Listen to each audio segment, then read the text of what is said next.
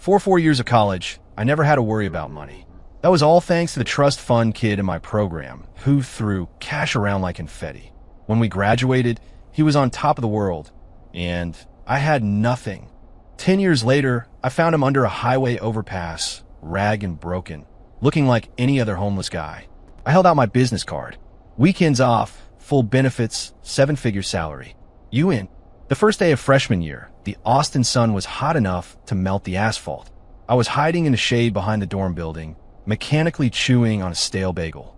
My stomach was a hollow ache, and every dry cardboard-like bite was like swallowing sandpaper, scraping my throat raw. My name is Leo Vance. I was a scholarship kid from Forgotten Town in Ohio. My entire worldly possessions consisted of a battered suitcase, and the $87 in my pocket meant to last me the month. As I was mentally calculating how to stretch that cash, a flamboyant shadow fell over me, blocking out the light. The guy was decked out in head-to-toe designer streetwear. His hair dyed a platinum blonde that screamed for attention. He radiated an aura of obnoxious wealth. It was Chase Harrington, a guy from my intro to economics class. He studied me like I was a strange new species in a zoo, his eyes finally landing on the half-eaten bagel in my hand. His brow furrowed so deeply you could have lost a penny in it. "Dude, is that all you're eating?" I didn't say anything, just try to hide the bagel behind my back.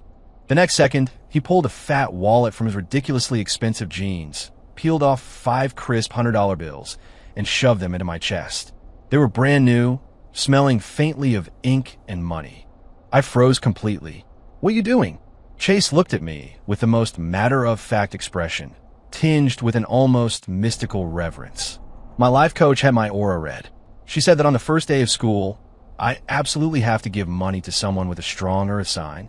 It's the only way to guarantee my dad's investment portfolio does well for the next 4 years. My name, Leo Vance. A Leo, Earth sign. I stared at him, feeling like I just stepped into a bizarre alternate reality. I was stunned, looking down at the $500 in my hand. The bills felt impossibly heavy, yet at the same time, completely unreal. My insides were a churning mess of pride and shame, but in the end, hunger won. I pocketed the money, my voice hoarse. "Thanks." And, thank your life coach. Chase clapped me on the shoulder, flashing a perfect, white smile. "No problem. Stick with me, man. I'll make sure you're living the good life." And just like that, the strangest chapter of my college life began. I became Chase Harrington's personal good luck charm. Every time he was about to start a Twitch stream, he'd Venmo me $200 to absorb my winning vibes. Before every midterm, he'd send me a $500 offering to the gray gods. Once, before he went to ask out the most popular girl in the communications department, he nervously sent me $1,000. "Chase Harrington, Leo, do quick. My dad's reviewing my pitch deck for a startup this Saturday. Like my latest Instagram post, so I can channel your lucky energy. Sending you $1,000. I opened Instagram and expertly tapped the heart icon. Me liked. Hope the pitch. Makes you rich even if it fails. He replied instantly with a crying laughing emoji. I would carefully deposit most of that money into my savings account. The rest, I take to the campus food court and order the most ridiculously loaded carnitas burrito bowl. The pork was slow cooked until it fell apart. The guacamole was extra, and the cilantro lime sour cream soaked into every grain of rice. The feeling of being full, of warm protein and fat filling my stomach, was enough to make me forget my pride for a little while. But this easy life looked very different to other people. One day, right after receiving my Instagram-like fee, I was heading to the food court when I ran into Ethan Prescott, the student government president. Ethan was the king of campus, a straight-A student from a wealthy family, classically handsome, and a guy every girl, including the one I had a quiet crush on, wanted to date. And speaking of my crush, Chloe, she was standing right next to him. Ethan's gaze was like a scalpel, landing precisely on my phone screen where the Venmo notification was still visible before flicking away.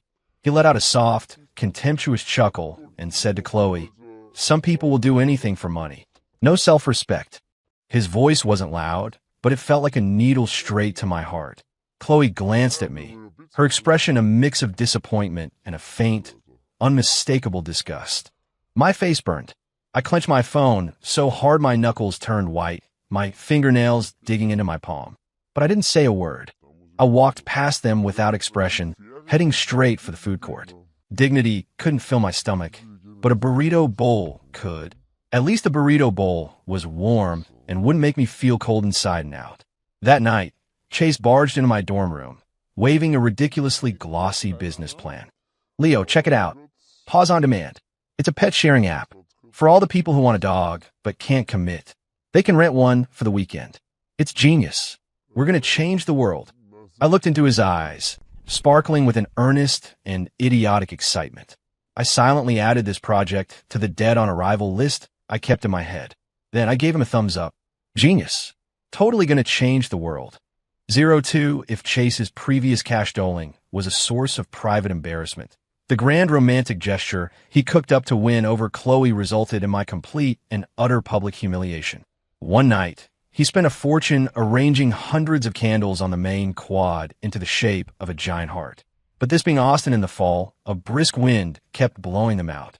The scene was a pathetic mess of flickering, dying flames. Chase was sweating bullets as a crowd of students gathered, whispering and laughing at his failure. In a moment of inspiration, he whipped out his phone and called me. The moment I answered, his voice, amplified by the desperate hope of a drowning man finding a life raft, echoed across the entire quad. Leo, get to the quad now.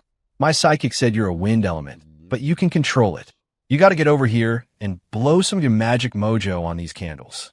I'll Venmo you $2,000. I was in the library, deep into a chapter of advanced C++ programming, and the call left me dumbfounded. By the time he'd coaxed and bribed me over to the quad, the sight of the massive crowd and the sputtering candles made me want the earth to swallow me whole. Chase shoved me into the center of the candle heart, his face a mask of desperate expectation.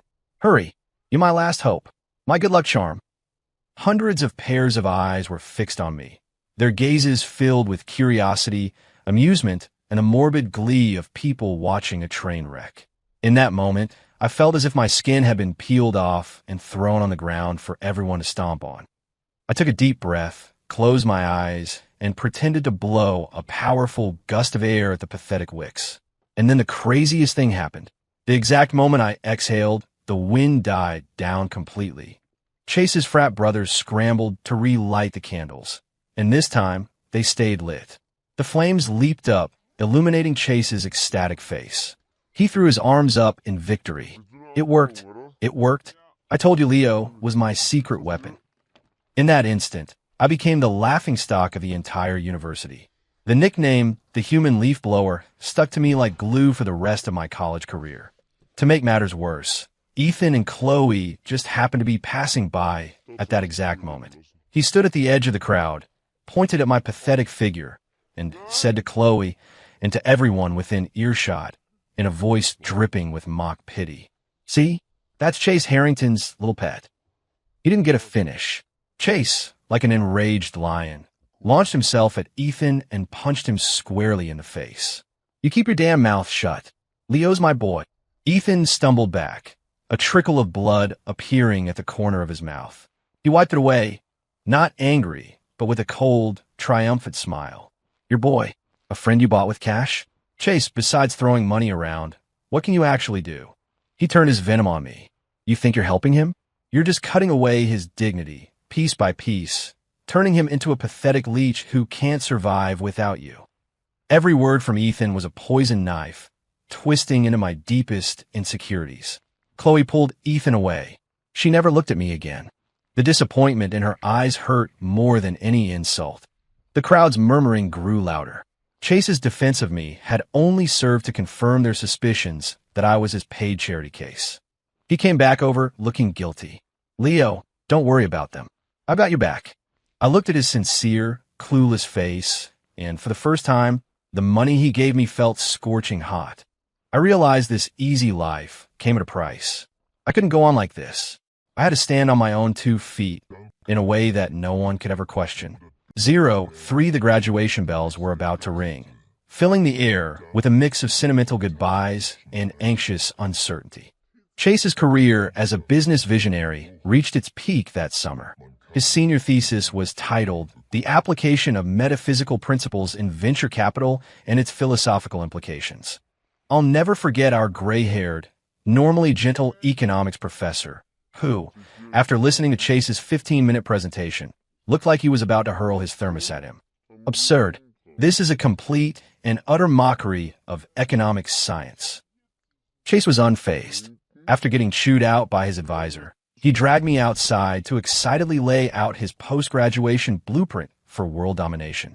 Leo, my dad gave me $10 million in seed money. I'm going big. He ticked off his ideas on his fingers, his eyes gleaming with a light I could only describe as destined for bankruptcy.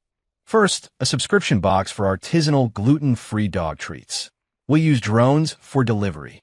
I nodded. Solid. That's a winner. Mental note. The pet market is oversaturated. Avoid high-end luxury gimmicks. Then, I'm going to host beauty pageants for stray cats in upscale neighborhoods. My company will sponsor the winner with a lifetime supply of salmon pate. I kept nodding. Creative. Charitable. Mental note. Community projects with high costs and no revenue stream are a black hole. Don't touch. Finally, I'm buying a factory that makes smart water bottles that track your hydration and sync with your crypto wallet. It's essential tech. I fought to keep a straight face. Visionary. Mental note. The Internet of Things for novelty items is a graveyard for startup capital. For every idea he pitched, I offered my most enthusiastic, dishonest praise, all while adding another bold entry to my mental business landmine guide. These were all ideas that were, to put it mildly, dogs. At the graduation ceremony, Ethan Prescott gave the valedictorian speech. He was sharp and confident in a tailored suit, holding an offer letter from Vanguard Capital, one of the top investment firms on Wall Street. His eyes swept across the audience, and when they passed over Chase and me, they held the unmistakable smugness of a victor. The gap between us felt like the Grand Canyon. He was an eagle soaring in the sky. We were two clowns on the ground, wondering which way to go. At the graduation party at a bar downtown, everyone got wasted, a mess of tearful hugs and drunken goodbyes. Chase, his face flushed red, stumbled over to me. He pulled a debit card from his wallet and shoved it into my hand. Leo, there's $100,000 in here. Pin, is your birthday? I was stunned. You remember my birthday? He burped, then clapped me on the shoulder, so hard I nearly fell over. 4 years, man. Thanks for being my good luck charm. Gotta go make on my own now. Can't just Venmo you forever. This is your severance package. No, wait, your angel investment. I, Chase Harrington, am investing in you, Leo Vance. Remember me when you're famous. Okay, he slurred, grinning, though his eyes looked a little wet. I clutched the thin piece of plastic. It felt like it weighed 1,000 pounds. It wasn't just $100,000. It was the sum of 4 years of my humiliation, my gratitude, my resentment, and my resolve.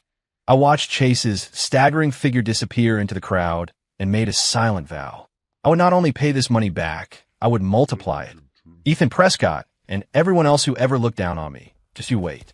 In 10 years, I'm going to learn who Leo Vance really is. 04 time is a one-way train, and 10 years flew by in a blur. After graduation, I took the $100,000 from Chase, added the $20,000 I'd scraped together, and dove headfirst into the one market everyone was ignoring. Overlooked blue-collar America. I started a small tech company. I called it Cornerstone Technologies. I wanted it to be solid, dependable, and built on substance, not hype. My entrepreneurial journey had a secret weapon no one else did. Chase Harrington's social media feed. It was a living, breathing encyclopedia of what not to do in business. Over 10 years, Chase's ventures were a spectacular series of failures, all documented on Instagram. He tried to launch a luxury pet brand, featuring an $8,000 self-cleaning litter box. I went in the opposite direction, creating a simple app for bulk buying affordable pet supplies. We hit profitability in the first year. He jumped on the metaverse bandwagon, blowing millions on a platform for virtual parties. I stayed in the real world, methodically opening a chain of board game cafes, one city at a time, generating a steady, enviable cash flow. He got obsessed with NFTs, spending a fortune on a pixelated picture of a monkey, proclaiming it the future of art. I partnered with small museums to create affordable, interesting merchandise based on their collections. They sold like crazy. He chased trends. I ran from them. What he thought was cool, I avoided like the plague. What he dismissed as boring, I studied intensely. I'd catch snippets of news about him from the alumni group chat. Heard Chase blew through the first 10 million his dad gave him. His dad gave him another 30. Tried to do a car-sharing thing with electric scooters, I think. Lost it all. Haven't heard from him since. Rumor is his family's company went under. Bankruptcy. Chase Harrington? He completely ghosted everyone. Vanished. And me? Leo Vance was no longer the broke kid gnawing on a stale bagel behind the dorms. People call me Mr. Vance now. My company was preparing to go public. I wore custom-tailored suits, worked out of a high-rise office tower, and gave interviews to financial magazines. I had made good on my promise. The only thing missing was finding the angel investor who'd given me my first break. One rainy autumn night, I was driving home from another pointless networking event. The downpour hammered against the windshield, blurring the city's neon lights. As my car passed under a highway overpass, a figure, both familiar and alien, caught my eye.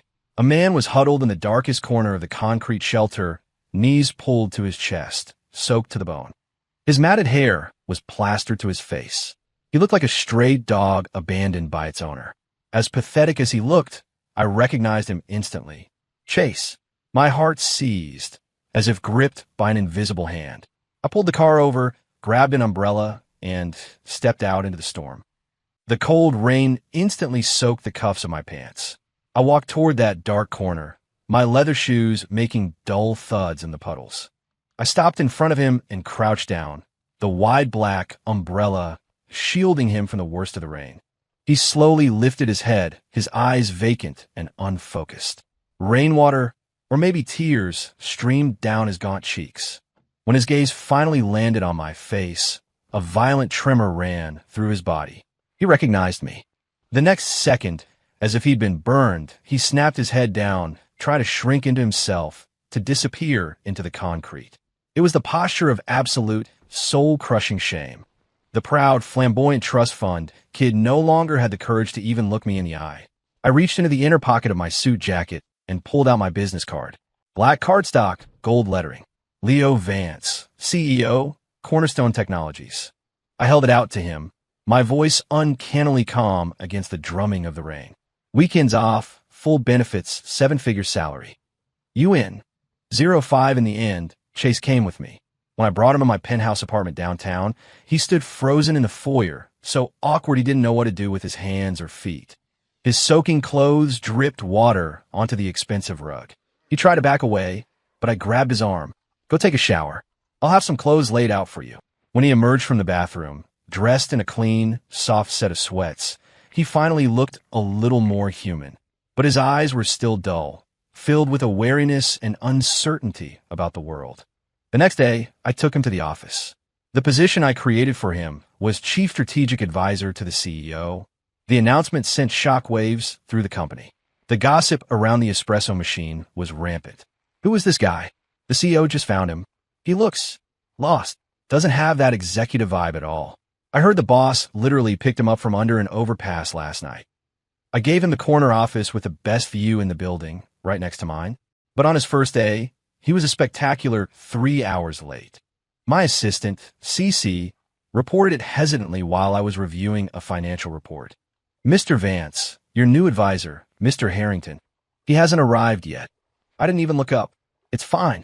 When he gets here, just show him his office. Chase finally sauntered in around noon, yawning, looking like he'd just rolled out of bed. His excuse, slept horribly. Then I checked my horoscope. Mercury is in retrograde. Not an auspicious time for early mornings. The entire office stared at him like he was an alien. He couldn't make sense of a balance sheet, but he took an immediate and intense interest in the office's feng shui. Leo, this is all wrong. The lucky cat statue by the entrance. Its paw is up on the wrong side. The left paw is for wealth. The right paw is for people. Yours is the right paw. Plus, it's facing outward. You're just waving all your money away, he declared, shaking his head with the gravity of a surgeon delivering a grim diagnosis. I calmly buzzed my assistant. CC, please order a new lucky cat, left paw up, and make sure it's facing inward. I could hear her trying to stifle a laugh on the other end of the line.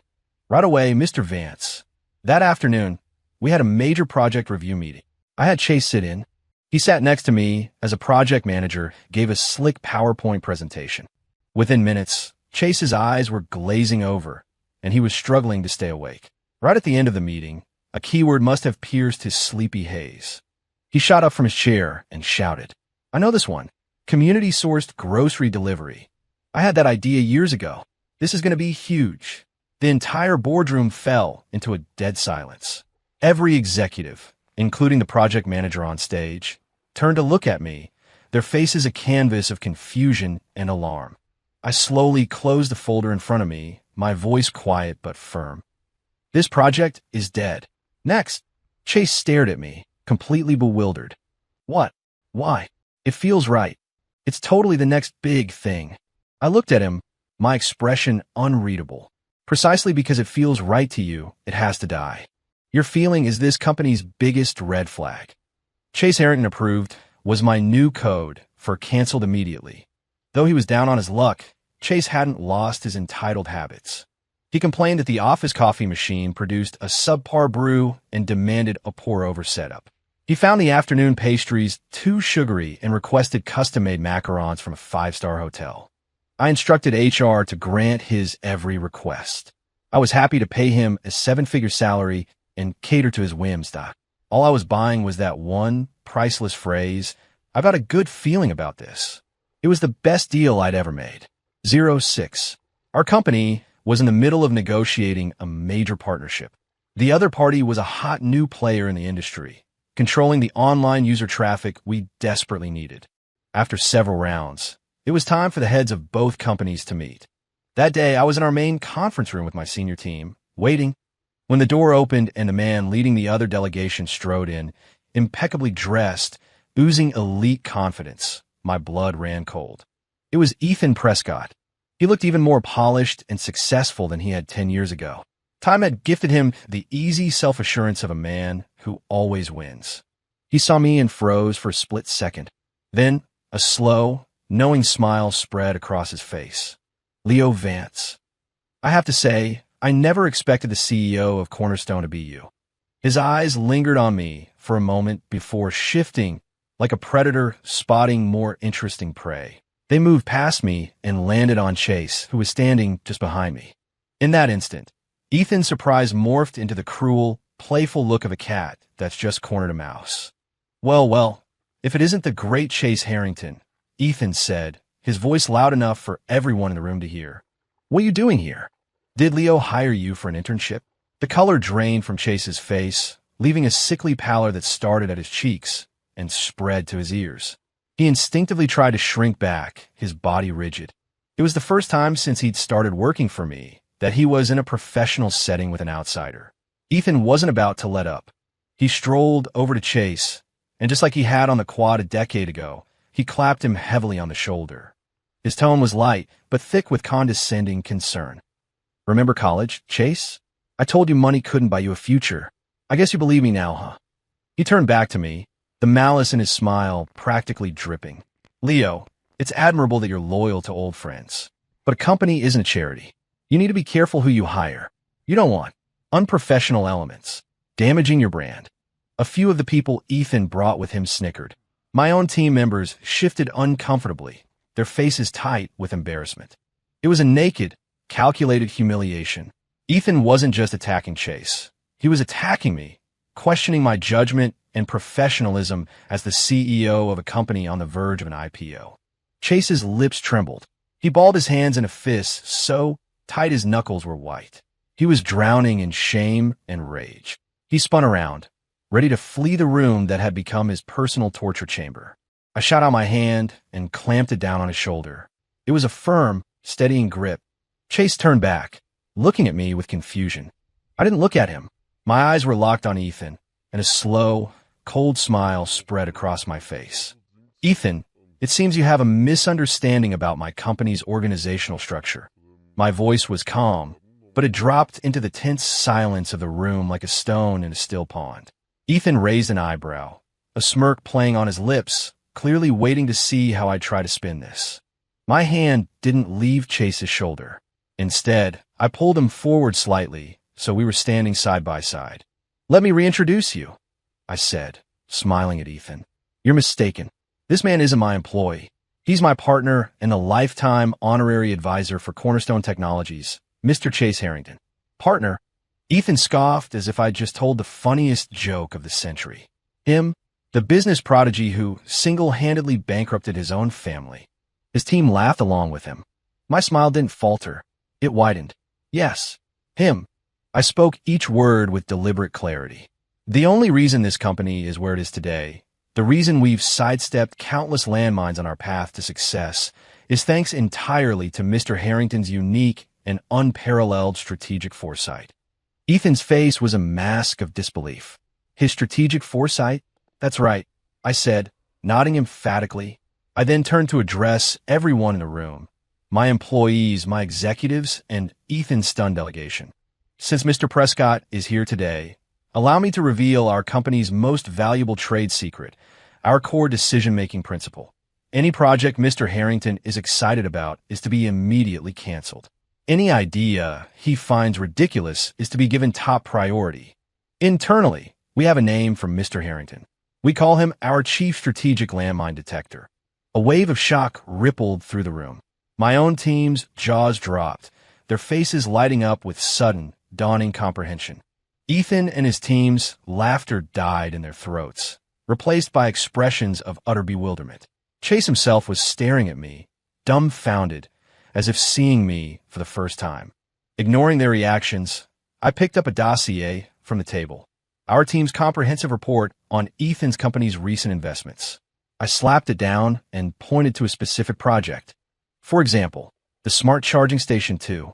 0-foot projector company poured millions in the last year.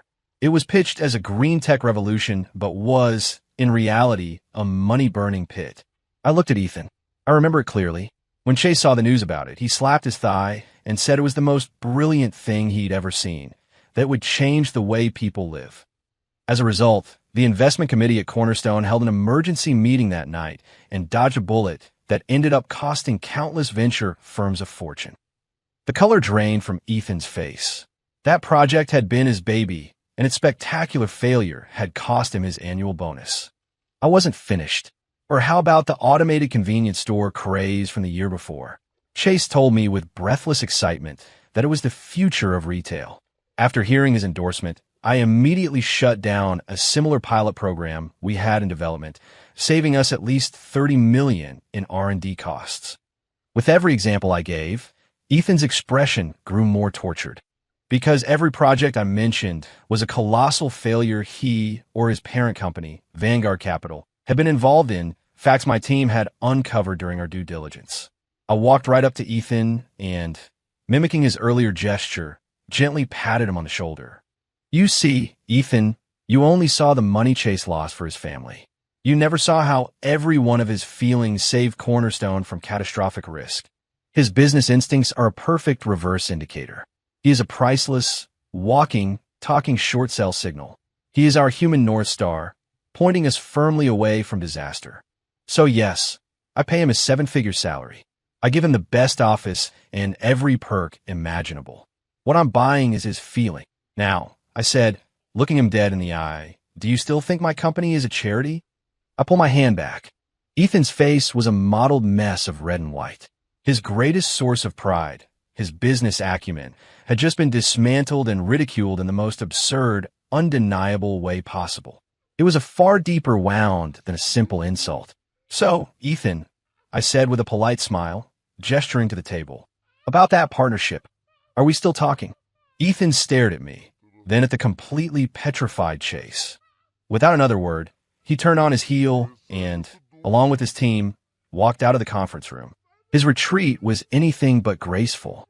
The moment the door clicked shut, my team could no longer contain themselves. A thunderous explosion of laughter and applause erupted, echoing through the entire floor.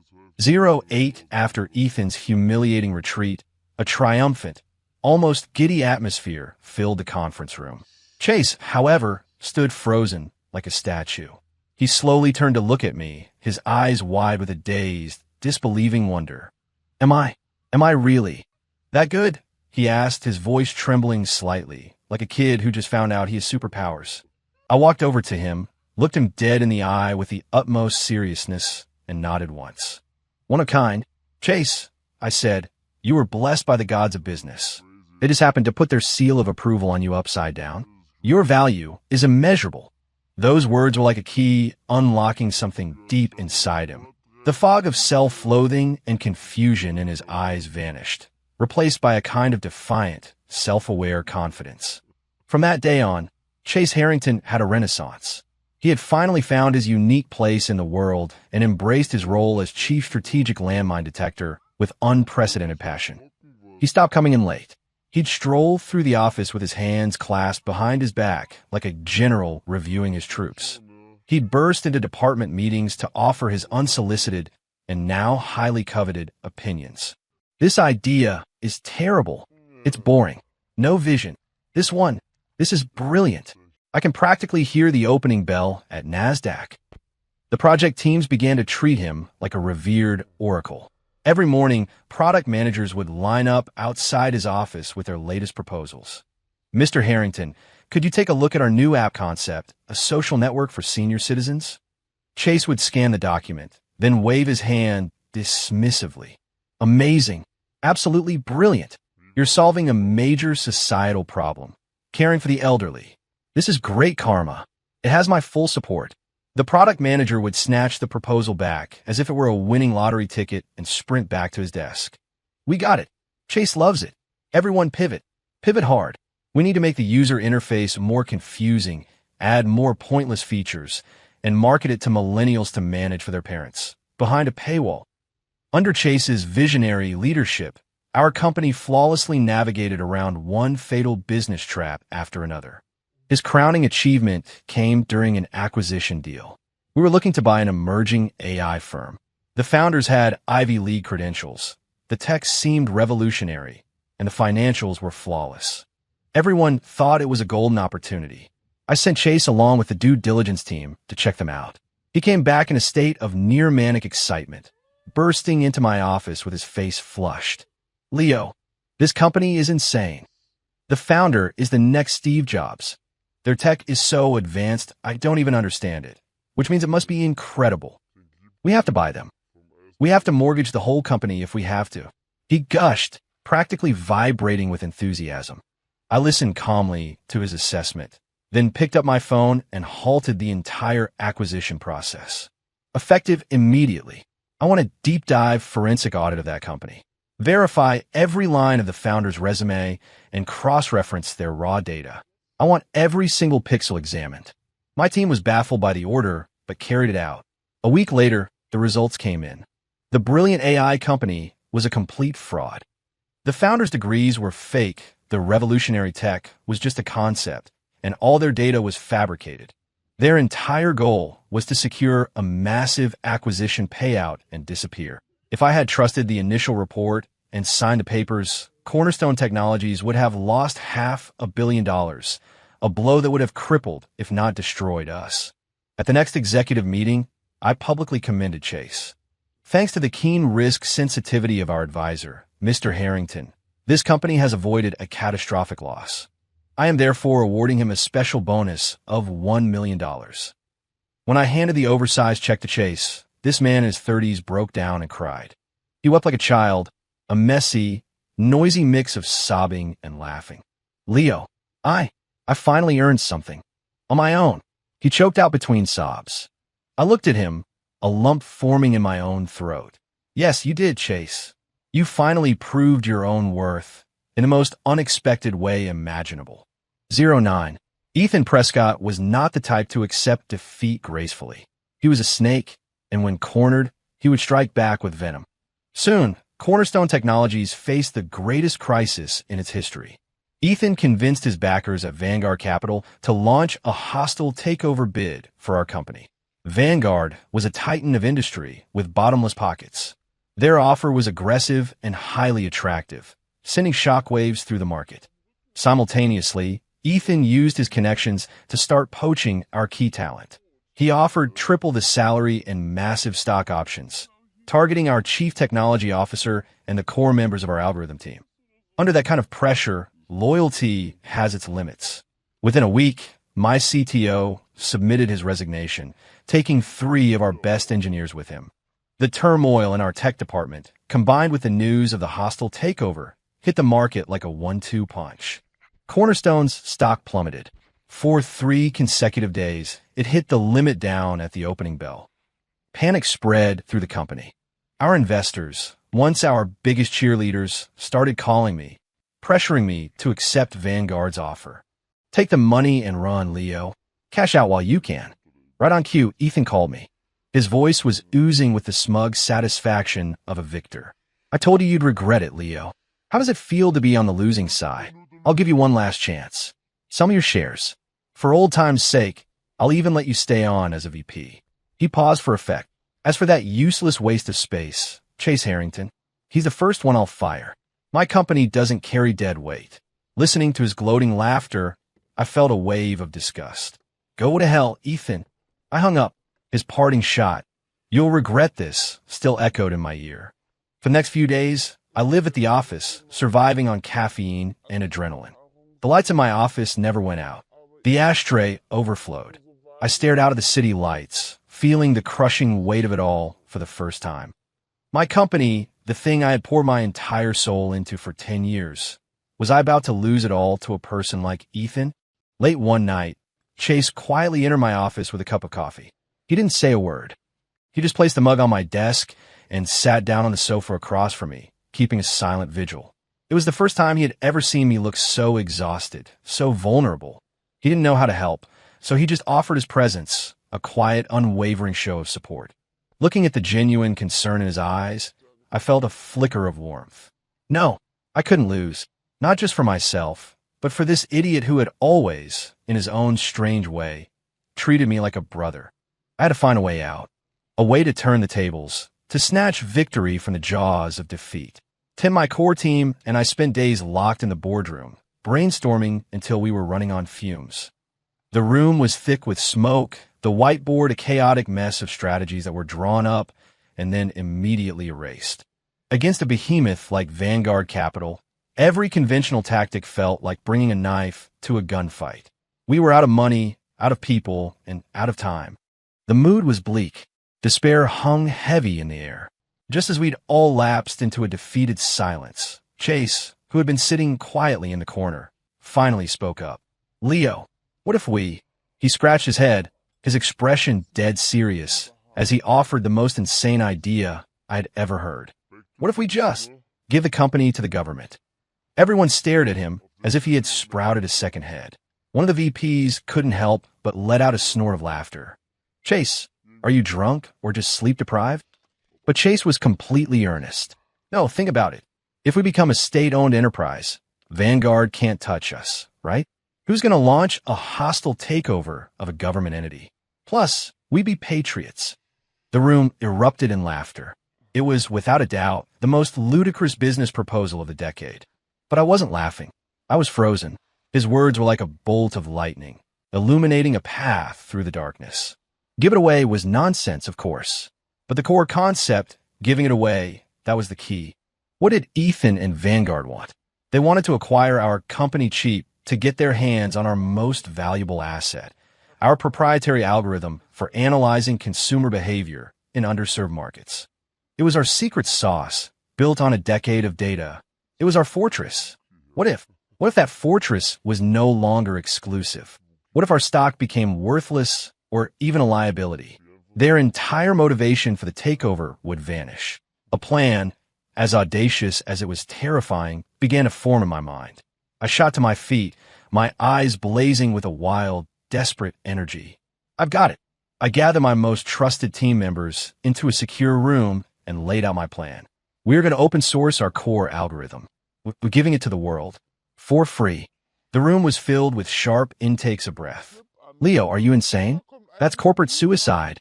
We'd be tearing down our own walls. The company would be finished." "Exactly. The second we do that, our competitive advantage is gone. The stock will crash to zero. Ethan won't even have to buy us. We'll just cease to exist." I looked at their terrified faces, my voice ringing with conviction. "No, this isn't suicide. This is rising from the ashes. In the short term, yes, we're cutting off our own arm. The stock will tank. But that arm is the only thing Vanguard wants. When it's no longer valuable, their takeover becomes a joke. In the long term, by opening our source code, we invite thousands of developers from around the world to improve and build upon our algorithm. We'll transform from a tech company into a platform. We will build an ecosystem so vast and powerful that no one can destroy it. Ethan poached our CTO to copy our algorithm, right? Fine. I'll just publish it for the entire world to see. Let's see how he copies it then. It was the biggest gamble of my life. If it worked, we'd be stronger than ever. If it failed, we'd lose everything. But it was the only move we had left. The room was deathly quiet, everyone stunned by the sheer madness of the idea. Finally, I looked at Chase. He didn't understand the technical jargon or the market dynamics, but he understood the look of fierce determination in my eyes. I walked over to him and put a hand on his shoulder. "Chase," I said, my voice filled with gratitude. "Thank you. Thank you for giving me a truly suicidal idea that inspired a plan for our salvation." 3 days later, Cornerstone Technologies held an emergency online press conference. I stood under the bright lights, facing the cameras of 100 media outlets, and calmly announced a decision that would send an earthquake through the industry. Effective immediately, Cornerstone Technologies will be permanently and freely open sourcing our core Pathfinder algorithm system to the public. The market erupted. Everyone thought I had lost my mind. The next morning, as expected, our stock didn't just fall, it cratered. Down 90%. Billions in market capitalization vanished in a single day. The headlines were brutal. Cornerstone CEO Leo Vance commits epic corporate suicide, destroys 10-year legacy. My phone blew up with furious calls from investors, screaming and cursing at me. Ethan's call came, too. He was laughing so hard he could barely breathe. Leo, I never thought you could be this stupid. You saved me the trouble and destroyed your own company. Ha ha, you're a joke. A complete and utter joke." I said nothing and quietly ended the call. Meanwhile, Vanguard Capital, which had taken a massive short position on our stock, was now in deep trouble. Their plan was to drive the price down, then buy up the shares for pennies on the dollar. They never imagined I would voluntarily detonate the company's core value. A tech company without its proprietary tech was just an empty shell. Their short position was so large that when they tried to cover it, they found there weren't enough shares available to buy. The stock was frozen at the bottom, locked in a death spiral. They were trapped, bleeding millions a day in interest payments, their paper losses mounting into the billions. Just when the world had written us off, the tide began to turn. 3 days after we went open source, our project on GitHub shot to the #1 trending spot globally. Tens of thousands of developers downloaded our code, used it, and submitted thousands of bug fixes and improvements. An ecosystem was forming faster than I could have ever dreamed. A week later, even bigger news broke. A national research lab, funded by the Department of Defense, officially announced a deep strategic partnership with Cornerstone Technologies. Together, we would be developing a new, secure, national-level data analytics platform based on our open-source technology. The announcement was a nuclear bomb in the financial markets. The federal government was backing us. Our technology now had the highest possible seal of approval. Cornerstone's stock, which had been flatlining, rebounded with a vengeance. Up the daily limit. Then again and again. 10 consecutive days of hitting the market ceiling. Our valuation didn't just recover. It tripled. My suicidal gambit had resulted in the most spectacular comeback story of the decade. Ethan and Vanguard Capital were completely wiped out. The technology Ethan had schemed to steal was now free for everyone, making his poached tech team worthless. The catastrophic failure of the takeover attempt caused a massive shakeup at Vanguard. The board was furious and placed the entire blame on Ethan. He was fired. Worse, Vanguard sued him for fraud and gross negligence, seeking to recover hundreds of millions in damages. Overnight, Ethan Prescott went from being a Wall Street prodigy to a pariah, buried under a mountain of legal fees and debt. He had lost everything. There would be no coming back. The crisis was over. Cornerstone Technologies was more successful and respected than ever before. We threw a massive celebration party for the whole company. At the height of the party, I stood on the stage and made an announcement. I called Chase up and handed him a document. It was a share transfer agreement. I was unconditionally transferring 10% of my personal stake in the company to him. "You earned this," I said into the microphone. "My chief strategic landmine detector. My partner. My good luck charm." Chase stared at the document, at the long string of zeros that represented a life-changing fortune. His hands began to shake. And then, in front of everyone, this grown man burst into tears, wailing like a child. He threw his arms around me, his body racked with sobs. "Leo, I thought my life was over. I thought I was worthless." I held him tight, patting his back, my own eyes stinging. "Never.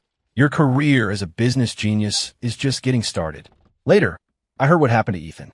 During its internal investigation, Vanguard had uncovered a history of resume padding and corporate espionage.